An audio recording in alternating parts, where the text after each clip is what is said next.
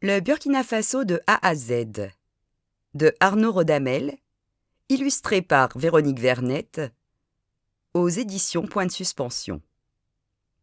Bonne arrivée.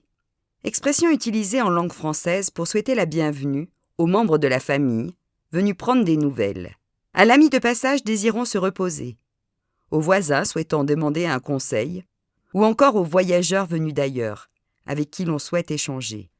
Généralement complété de salutations enjouées et d'interminables palabres. École. Seuls ou accompagnés, contraints et forcés ou avec le cœur léger, les élèves se rendent à l'école du lundi au vendredi, d'octobre à juin. À pied, parfois sur plusieurs kilomètres dans la brousse, à moto, à vélo, à dos d'âne, en voiture ou encore en taxi-moto. Tous les moyens sont bons pour ne pas arriver après l'appel de 7h30, effectué par un professeur aussi consciencieux qu'attentionné. Assis à même le sol ou sur des bancs de fortune, un peu à l'étroit sous un toit fait de tôles ondulées, les élèves apprennent dans leur dialecte local, puis en français, les mathématiques, les sciences, l'histoire-géographie, la grammaire et la conjugaison. Heureusement, la pratique régulière de plusieurs sports permet de se dégourdir les jambes dans la cour, de se changer les idées, et parfois même d'approcher timidement celle ou celui dont on est tombé secrètement amoureux. Kiosque. Petite construction en tôle, peinte, installée en bord de route, dans laquelle au petit matin, on entend griller des omelettes à l'oignon qui accompagneront un thé ou un café. À midi, on y trouvera parfois un plat de rognons ou des spaghettis. Quelques tabourets métalliques ou des chaises en plastique permettent de s'arrêter pour déguster son petit déjeuner, en plaisantant avec la serveuse ou en regardant d'un œil distrait la rue s'agiter. Marché. Moteur de voiture, mangue, maillot de foot, quartier de bœuf couvert de mouches, gombo, beurre de karité, sauce arachide, semelles, sachets d'huile, lacets, casseroles cabossées, cassettes piratées, chenilles grillées, cartes téléphoniques prépayées, se côtoient dans un bazar plutôt bien organisé. On s'y rend quotidiennement pour acheter des sacs pleins d'ignames, d'épices et de papayes, qui composeront quelques repas, ou pour se dépanner à la dernière minute.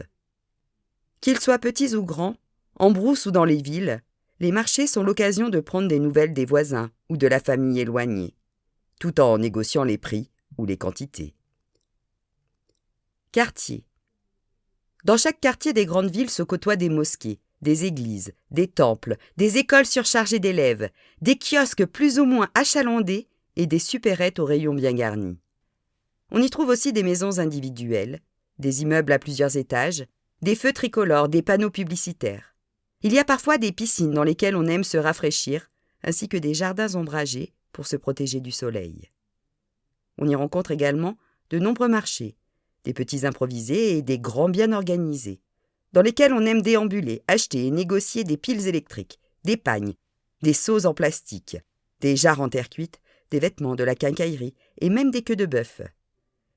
S'y croisent alors bon nombre d'habitants de tout âge, de toute origine et de toute condition sociale, venus pour faire des affaires, boire un café ou simplement pour discuter. Vous êtes invité. Expression utilisée au restaurant, au maquis ou encore dans les transports en commun, afin de proposer à son voisin de table ou de siège qui n'a pas de quoi se sustenter ou qui est en attente de l'être de partager son plat, sa boisson ou encore quelques biscuits au sésame. Cette forme de politesse et de respect très répandue est généralement peu suivie de fait, le convive n'osant la plupart du temps pas répondre à la proposition s'il n'a rien à offrir en retour. Ce qui est parfois un soulagement pour celui qui n'avait initialement pas vraiment envie de voir disparaître une partie de ses vivres. Xylophone. Appelé balafon lorsqu'il est originaire d'Afrique de l'Ouest, cet instrument de musique est composé de 14 à 21 lames en bois de tailles différentes, que le musicien percute avec des baguettes de bois recouvertes de caoutchouc. Les calebasses situées en dessous servent à amplifier le son sans avoir recours à l'électricité. Souvent accompagné de joueurs de djembé et de tambours d'aisselle, le balafoniste sait en quelques notes seulement ambiancer les soirées dans les maquis et les cabarets où se rendent les amateurs de mélodies festives et de danses rythmées, ou encore lors des cérémonies religieuses telles que les baptêmes et les mariages. À toi de jouer. Grâce à tous ces mots, tu dois pouvoir constituer une phrase. N'hésite pas à la partager sous la vidéo.